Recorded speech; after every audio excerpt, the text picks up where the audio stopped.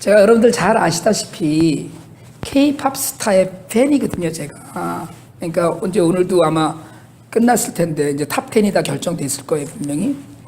이제 뭐 2위 재대결 오늘 할 거고. 제가 주일날 저녁마다 꼭 보는 프로그램입니다. 근데 이번에 무슨 라스트 찬스라는 부제가 붙어서 이제 K-팝 스타 그만하는 건가 싶기도 해요.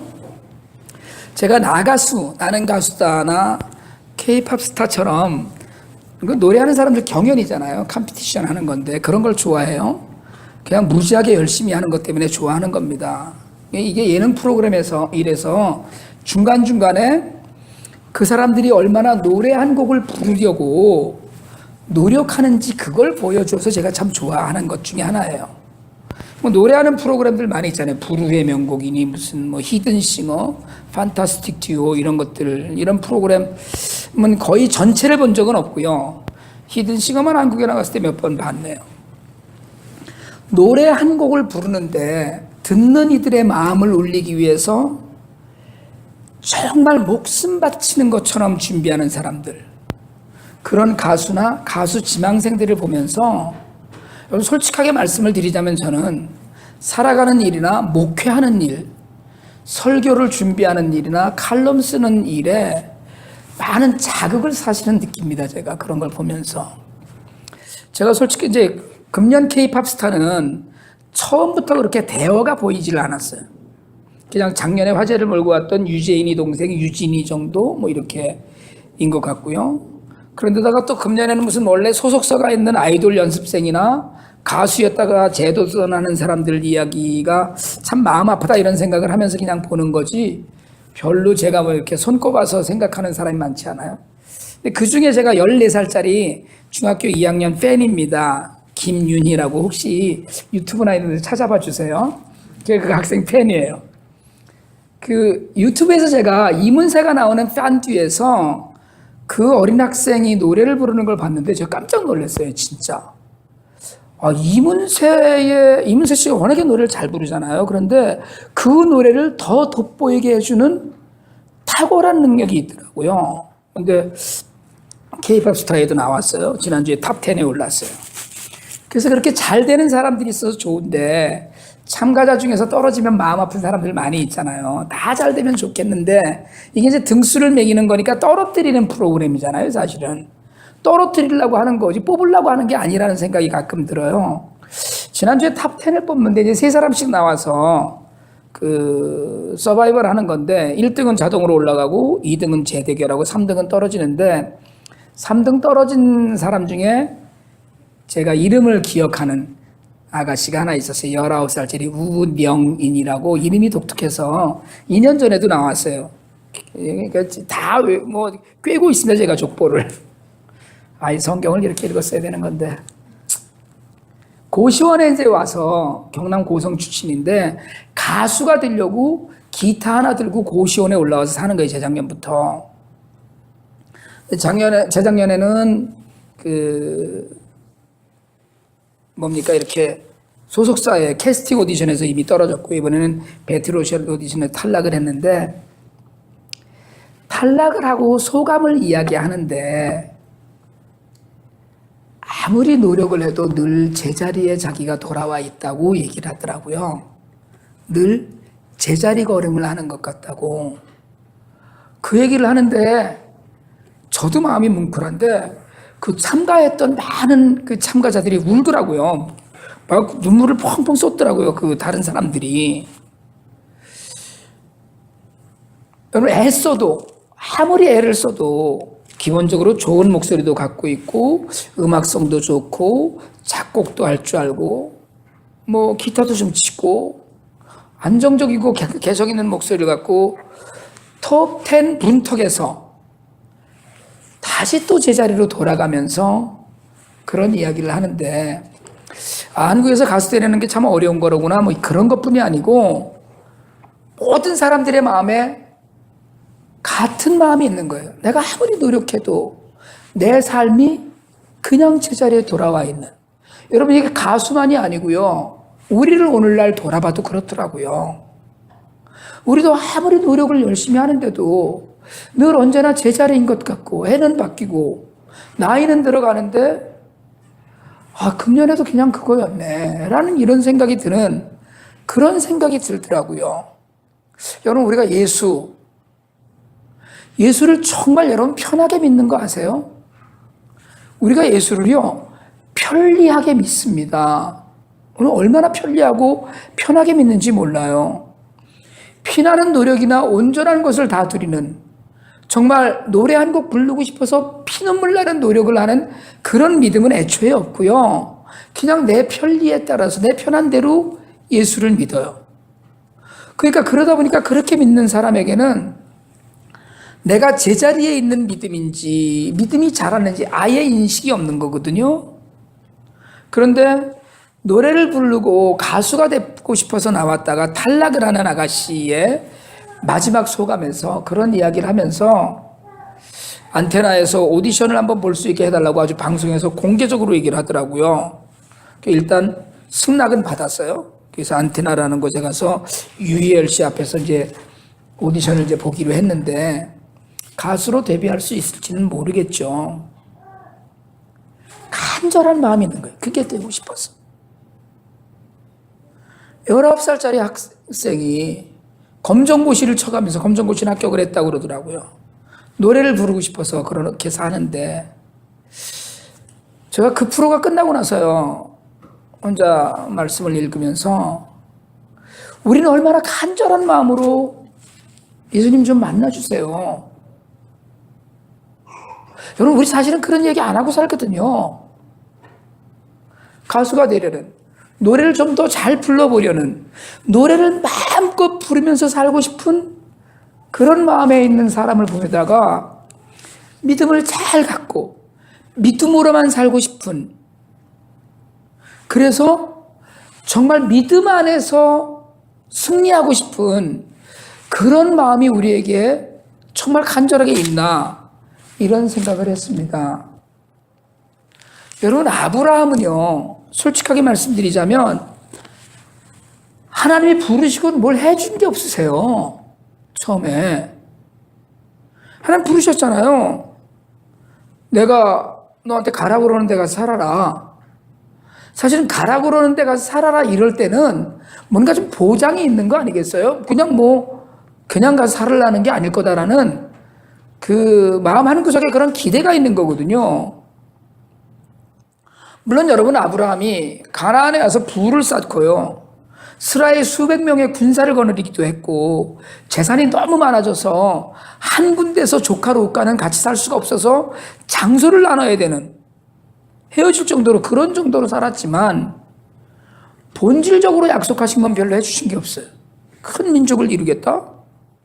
아니, 자식이 생겨야지 큰 민족을 이루죠. 자식은 안 이루어진데 언감생신 어떻게 후손, 그건 꿈도 꿀 수 없는 상황이 되어 있었거든요. 그런데 우리가 지난 2주 동안 이야기했듯이 아브라함을 하나님께서 의롭다고 생각하셨어요. 여러분, 의롭다고 생각하는 건 제가 계속 의에 관해서 이야기할 때마다 의는 하나님과의 바른 관계를 이야기한다라고 또 생각한다, 그런 말씀 드렸어요. 의롭다고 여기셨다는 건 무슨 얘기냐면, 야, 난 너하고 친구하고 싶어. 난 너하고 살고 싶어. 난 너하고 정말 잘 지내고 싶어. 난 너랑 함께 지낼 수 있어. 이 얘기 하나님이. 네가 의롭다는 건 넌 나하고 같이 살 만한 자격이 있다는 거예요. 하나님과 친구해도 되겠다. 하나님의 사람으로 살 수 있다는 뜻이고요. 그런데 그렇게 하나님이 인정해 주신 근거가 오직 하나라는 거예요. 믿음. 아브라함이 하나님을 제사 지내면서 엄청나게 많은 걸로 제사를 지냈다거나, 아브라함이 자신에게 주신 재산으로 정말 많은 사람들을 구제했다거나, 이거 하나도 없었어요. 그냥 믿음이에요. 하나님은 어떻게 믿으면 거룩하신 그분이 나 너랑 친구해도 돼, 난 너랑 영원히 같이 살 거야 그러셨을까요? 아까도 제가 애들에게 얘기했지만, 애들이 아빠가 뭘 얘기를 하는데 에이 정말요? 이런 김 빠지거든요. 막 뭘 얘기하면 막 흥분했고 정말 너무 좋아요 이래야 되는데, 야, 너 다음 주에 아빠랑 비행기 타고 어디 가자 그러면 에이 정말요? 이런 확 그냥 떨어뜨려 버리고 싶은 거거든요. 비행기 타고. 여러분, 사실은 창세기 27장에서 아브라함이 99세 때 하나님이 오셨거든요. 와서 아들을 너한테 주겠다 그랬을 때 아브라함이 웃었어요. 창세기 18장에서는 하나님의 천사가 아브라함에게 와서 사라에게 아들이 생길 거라고 얘기했을 때 사라가 장막 뒤에서 음식 만들다가 아이고 저 양반 웃기는 소리, 아유 어떻게 그런 일이 생겨라고 속으로 웃었어요. 여러분 처음부터 돌아보면 그렇습니다. 어쩌다가 하나님의 말씀을 받아서 가나안까지 갔어요. 먼 길입니다. 그게 결코 가깝지 않은 길을 갔어요. 갔는데 이거 갔더니 지금 몇 년째 비가 안 와갖고 가뭄에다 기근이 든 거예요. 보니까 하나님이 가라고 그런 건 가나안이에요. 그러면 정말 믿음 있는 놈이면 거기 가서 살고 있어야지. 어쨌든 가보니까 지가 보니까 흉년이 든 거예요. 못 살겠네. 경기가 완전히 바닥이네. 얼른 애굽으로 내려갔어요. 아이고 하나님 말씀 듣고 왔는데 여기는 아닌가 봐 이러면서 간 거예요. 애굽을 갔는데 사라가 이쁘게 생겼다는 거예요. 전 사실은 이 부분에 있어서 사라가 이쁘게 생겨서 다른 사람들이 자기를 딱 해치고 마누라를 데려갈까 봐 전 저희 집 사람이 아무리 예쁘게 생겼어도 이렇지는 않거든요. 근데 그냥 그것을 위협으로 생각해서 자기 아내를 여동생이라고 속여갖고 거짓말했어요. 이건 저는 저만도 못한 믿음이라고 좀 굳게 믿습니다. 아브라함 그런 사람이었어요. 하나님의 약속을 믿지를 못해갖고요. 결국은 하나님의 아들 줄게 라고 후손이 번창할 거야 라고 얘기했는데도 불구하고 그걸 10년을 못 기다려서 결국 사라의 이야기를 못 이기는 척하고 듣고 사라의 몸종아 하갈에게서 이스마엘을 낳습니다. 이런 믿음을 갖고 있었어요. 하나님께서는 애굽 왕에게서 사라를 지켜주셨고요. 그래도 이스마엘에게도 복을 주셨어요. 그런데도 하나님 계획은 따로 있어요. 여러분 처음부터 아브라함이 큰 믿음 속에 하나님을 경외하면서 산 게 아니에요. 흔들리지 않는 믿음으로 하나님이 그 자리에 있어 하면 목숨 걸고 그 자리에서 나는 죽어도 이 자리에서 죽습니다라고 하지 않았어요. 사실은 우리와 다름없는 연약한 믿음 갖고 있었습니다. 아니 어떻게 보면 우리보다 더 형편없는 믿음을 갖고 있었어요. 불신앙이었죠. 그런데 아브라함이 좋은 것 하나는 자신의 연약함을 깨달았다는 거예요. 늘 자신이 부족하다. 시간이 지날수록 점점 더 하나님을 의지하기 시작을 했어요.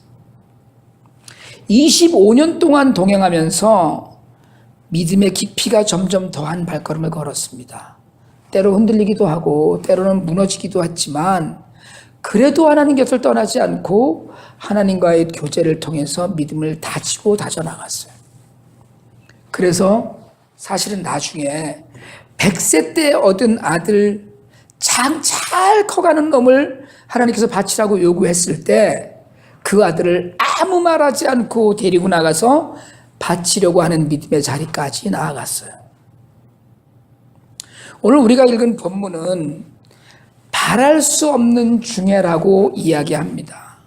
바랄 수 없는 중애라는 이야기는 더 바랄 게 없는, 아무런 소망이 없는 데라는 거예요. 뭐를요? 아들은커녕 누구 하나 입양하기도 어려운 나이가 됐어요. 그저 이스마엘이나 잘 키우고 살면 될 나이였습니다. 그게 낙이고 기쁨이었어요.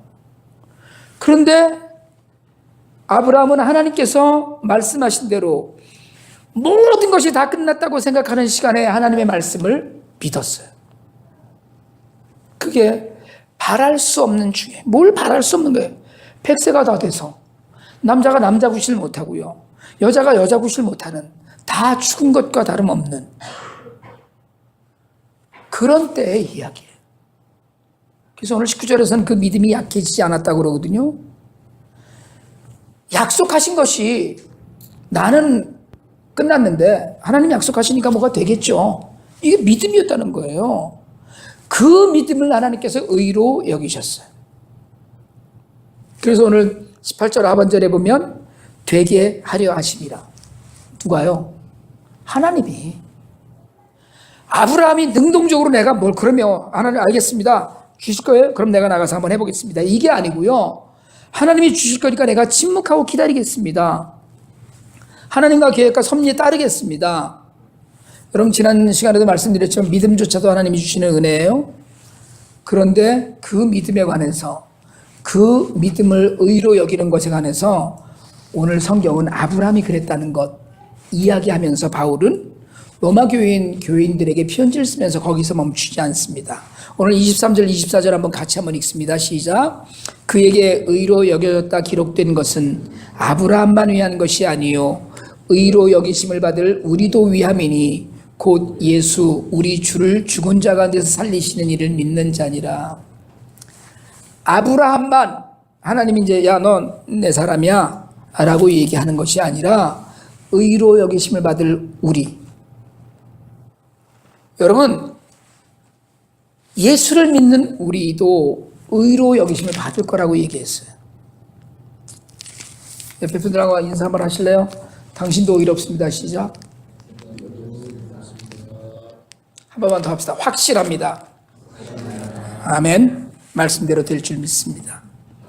하나님께서는 아브라함에게서 멈춘 것이 아니에요. 아브라함만 의롭다고 하신 게 아니라는 거예요. 예수를 믿는 우리를 향해서 믿기만 하면 아브라함처럼 바랄 수 없는 중에 믿음을 드리기만 하면 의롭다고 확증하실 거라는 거예요. 여러분 믿을 수 없는 일이 우리 주변에 얼마지만 있어요. 도무지 사람의 생각으로는 되지 않은 일들. 여러분 하나님을 생각할 여유조차 없는 그런 시련이나 어려운 일들이 우리 모두에게 늘 있습니다. 그리고 말로는 하나님 뜻대로 하나님 말씀대로 예수님의 발자취를 따라 산다고 우리가 늘 이야기해요. 하지만 늘 내 생각이 먼저이고 내 계산이 먼저이고 내가 먼저 중심이 되고 내가 하나님의 뜻을 움직이려고 해요. 그래서 하나님이 내 일을 해주셔야지 내가 하나님이 해주신 일을 이루기는 어려운 것처럼 생각해요. 내가 보기에는 절대로 안 되는 일입니다. 내가 보기에는 저렇게 하면 꼭 돼요. 내가 보기에는 그렇게 되는 거예요. 우리는 내가 보는 것, 내가 아는 것, 내가 생각하는 것, 내 경험만 이야기를 해요. 근데 여러분 잊지 마세요. 아브라함은 바랄 수 없는 중에 다 죽었어요. 다 죽은 것 같았을 때 100세나 되어서 자기 몸이 죽은 것 같고 사라의 태가 죽은 것 같음을 알고도 믿음이 약해지지 않았다고 얘기했어요. 하나님 약속을 의심하지 않았습니다. 나는 안 되는데 하나님 약속하셨으면 되겠지. 하나님 하면 되는 거지.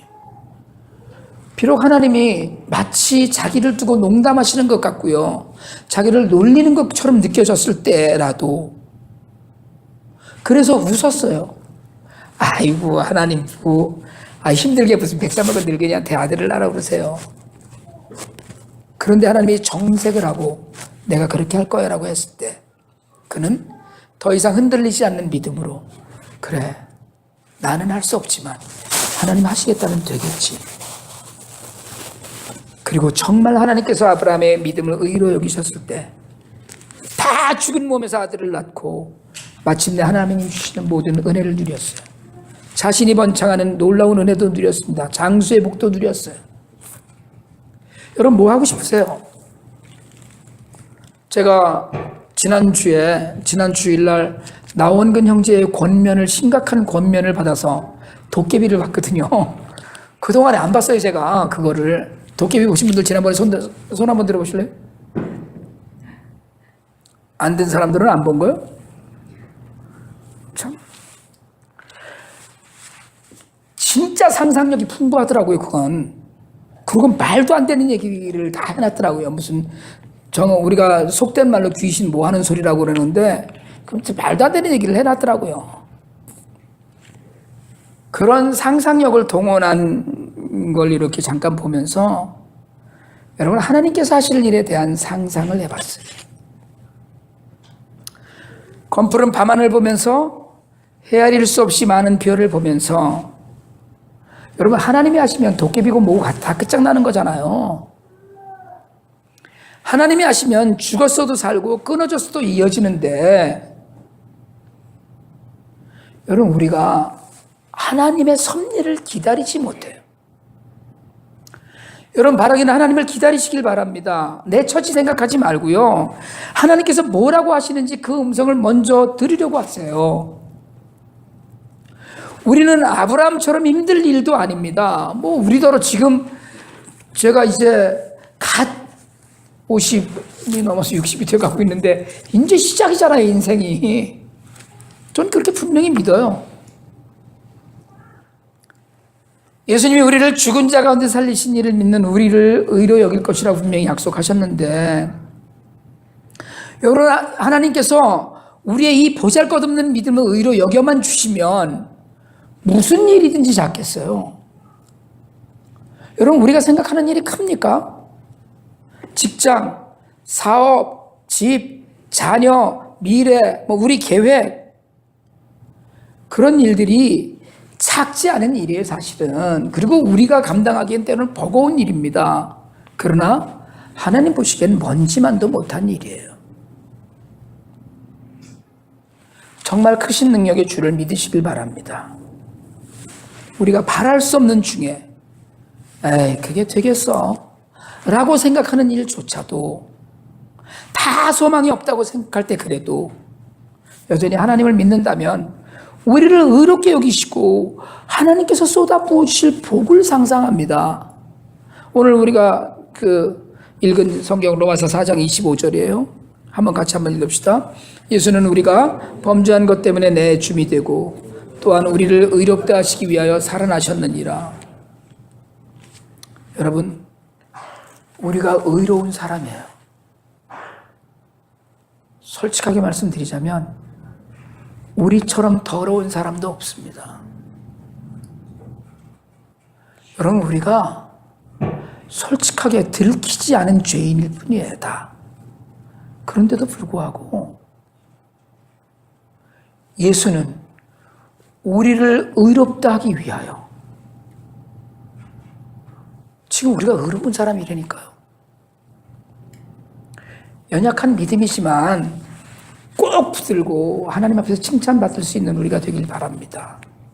환경 보지 말고, 내 능력 보지 말고, 말씀 안에서 발견되는 하나님, 내 안에 성령으로 오셔서 내게 말씀하시는 하나님을 믿으면서, 여러분, 이제 하나님이 우리를 의롭다 하셨으니까 의로운 모양은 좀 내면서 살아야 되잖아요. 우리도 정말 의로운 삶을 사는 그런 놀라운 복을 다 우리가 누릴 수 있게 되기를 주님의 이름으로 축원합니다. 기도드리겠습니다.